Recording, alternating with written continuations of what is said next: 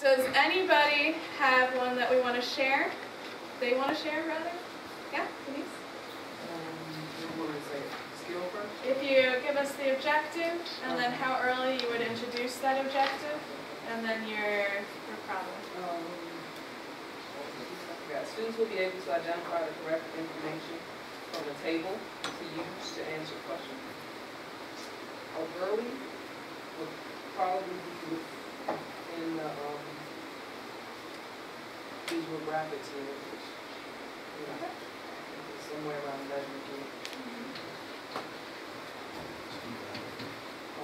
If you can just speak a little louder. Oh, sure. Thank you. The objective, students will be able to identify the correct information from the table to use to answer the question. It will be during the graphs and charts, the visual representation unit.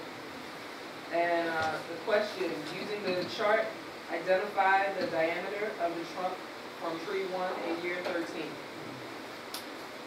Yeah, that's excellent. Thank you. All right. Can we have another person to share? Don't remember your name, I'm so sorry. Yes. Debbie. Debbie, thank you. Yeah, my objective was to identify the shape of a flat surface and find its area in a real-life situation. Excellent. So I rewrote it saying, scientists would put a tree wrap around a tree to protect it from winter snow. The height of the tree wrap needs to be 45 inches. The distance around the tree trunk is 120 inches. That's the size of the wrap. And that would be on a unit where you were teaching an area of rectangular code. Yeah, excellent. And you could introduce that even with students who haven't learned fractions or decimals yet because you used whole numbers. So in like your lowest level class. It's on them envisioning what's the shape of this wrap. Yeah. Because they have a lot of time doing that. That's excellent. Thank you, Debbie. William, I saw your hands here. Do you want to be our last person to share? So my objective was students will be able to perform computations using information from a graph.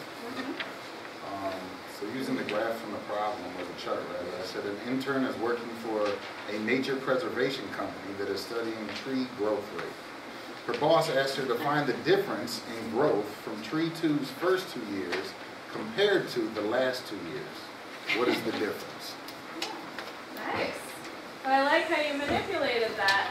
So they were still using the chart, but it was a different skill that they were testing with that chart. That was excellent. Very good. Thank you.